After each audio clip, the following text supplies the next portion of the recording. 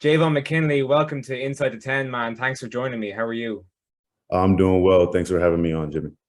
Appreciate it. You're over there in Detroit right now. Yes, I am right now. How's that going for you? It's going well. Still have my place here for about a month left, and I'll be putting a lot of my stuff in storage unit. And then I'll hopefully be at 100%, maybe be back on a team by then. If not, I'll do some more training in California. Javon, you were most recently with the Pittsburgh Steelers, and when I saw that pop up on my newsfeed, I was delighted because that gave us three Notre Dame receivers on the Steelers roster at that time. But you ended up getting injured, unfortunately. What's your plan in terms of getting back onto an NFL roster? So the plan is, of course, getting healthy right now. Uh, Being that I hurt part of my body and my collarbone and my chest, that doesn't really get a lot of blood flow. It's a slow healing process, but once that's done, Pittsburgh Steelers, they liked me before then. I was really getting into my stride in the training camp. And other teams that I had worked out with previously were calling my agent about me as well. So once I'm healed and I get back in more shape and everything like that, I think I'll have a good chance of being back in the league soon. Yeah, absolutely. And I definitely think there was an opportunity for you to make the Steelers roster. I know they have kept, I think it's 7 receivers this year. So there's obviously going to be an opportunity for you somewhere once you get yourself healthy and get right.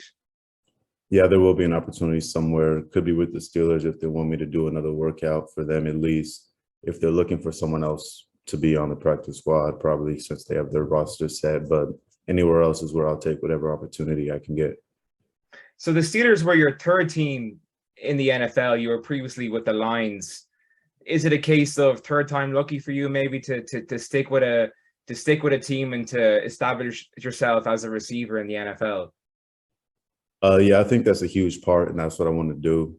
For rookies, you're building those first 3 years of your career. For a lot of the average, that's when it ends. But if you're able to build a repertoire with a team, with coaches and everything, and you're performing well, I think that's what a lot of guys use to propel their careers and maybe move on to another team and get those big second and third contracts.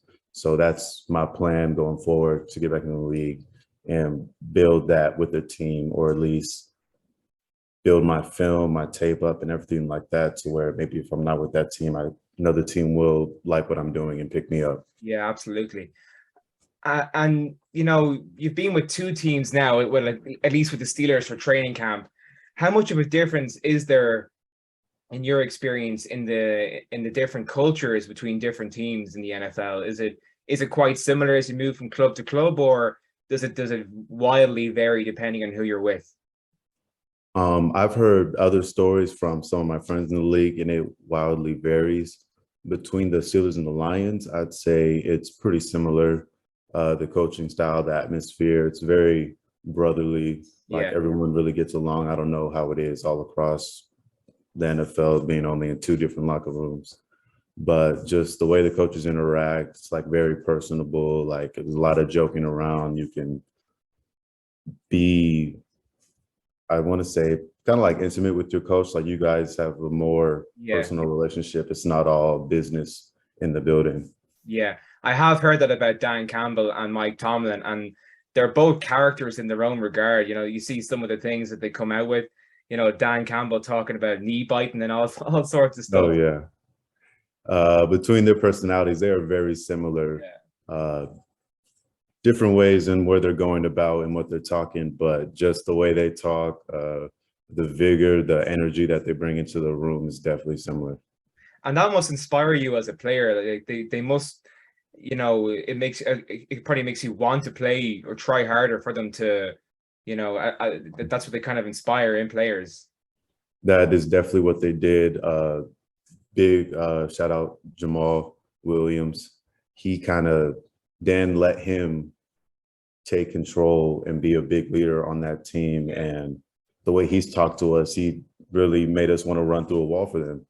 I say the best part, despite the record that that I had on the Lions and that the program had, we were always fighting to the end of the game. A lot of the games, Actually, I think there were only 3 games we lost by over 10 points or maybe over 7 points. Everything else was in that 1 touchdown range.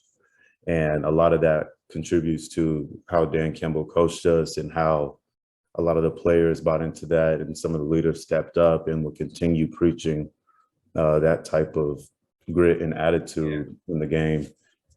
And so despite as I said, despite the season, we still would fight to the very end of the game. And that's what you want from your leaders, is to inspire you. Javon, how much of a jump was there between playing at the college level and then transitioning to the pros? I mean, there's always that statistic bandied about that only 2 or 3% of college players do make it to the league. So how did you find that transition? In that transition, I think for me personally, I didn't see a huge difference per se. Like a lot of what we did in Notre Dame and what I see in the NFL is coming in, nose down, going to work, getting everything you need done, doing a little extra work, working on other small details that you may not be good at. Maybe like certain back shoulders over the head ball, or maybe just working on your catch radius, anything like that, footwork, whatever. You do that after you work on that, maybe before practice, and you keep repping that. And I see that a lot in the NFL. A lot of that mirrors in terms of competition wise. I don't know if it's maybe just based on me being at Notre Dame, playing against a lot of high level teams is absolutely. I mean, helpful, I think, because when I was playing with the Lions, I mean, there's definitely, you can see the experience in some guys, the way they cover. It's a lot more difficult to get off of their keys, what they're reading and everything. Their footwork's a lot better. But in terms of the gap, it's small, but it's big in a way. Like they're just doing small little details. But if you're able to, like just for between receiver and DB, if you're able to get him to shift just a little bit more, have him his foot this much wider and you slip through, get his hand, you can beat some of the better corners in the league. And it's all this small margin, but it's a huge difference. So it's really about taking what you've learned and what you've developed as a college receiver and really fine-tuning it down to perfecting your art as a receiver and finding those small margins, as you say, and finding the gaps per se in the defender's coverage and what he's showing you. Yeah, that is exactly right. I mean, that all it takes is that small margin, and you're able to sometimes beat the best DBs. And the reason they're the best is because they don't really have those small margins to beat. But yeah, that's exactly right. And I suppose we're seeing more and more that college teams are practicing and becoming more pro style, especially in the Power Five, I think. So the gap is definitely closed. I mean, the likes of Alabama, LSU, the SEC teams, Alabama are essentially a professional football team. So that gap is definitely closing. Yeah, it definitely is, the way they've been putting consistent number of guys drafted. And I don't even know how many actually go undrafted for the most part. Whenever I see Bama guys up there, they usually get drafted, and it's always their senior class. And it's guys who probably waited their turn and only played for about 2 years. But something about what they're doing down there, they're able to produce a lot of high-level athletes. And you would have played against Alabama in the college football playoff a couple of years ago, right? Yes, I did. We played against Patrick Surtain, the second. I think he's on the Broncos right now. Yeah, he's a very good athlete. I could see why he's doing well right now. What's your craziest experience from your time in the NFL so far? Like, what's been like a holy shit kind of moment?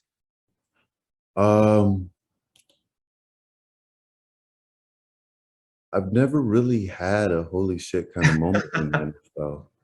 Okay, that's pretty good in a way. Yeah, like everything. It might be just I'm spoiled from Notre Dame or something, big program. Oh yeah. A lot of money poured into the school, everything. Fairly seamless for you then. Yeah, sounds bad now that I'm like thinking about it, but yeah, like it was very seamless transition. The way you're treated, the amount of money the programs make, especially in the NFL, and like how they treat you. A small thing is like food. Like you can tell by the different quality of food and what they're serving you and Yeah. stuff like that. Granted, NFL is a little bit higher. I also will say that the food's a lot better. The food they were serving at the Steelers training camp was top tier. I was loving that. I'm gonna try and get over some year to St. Vincent's there and check that. I'm a big Steelers fan. Um, let's switch to Notre Dame for a minute. What did you make of the whole Brian Kelly departing out of nowhere and Marcus Freeman coming on board? Like, what are your thoughts on that? Um, I always kind of thought Kelly would leave at some point. Think he was just getting frustrated at Notre Dame, not having won a championship and being that close, and I think he just wanted to leave. I've been met Marcus Freeman. I haven't been back to the school in a while, but for some of my teammates, Jalen Elliott, he had been to the school.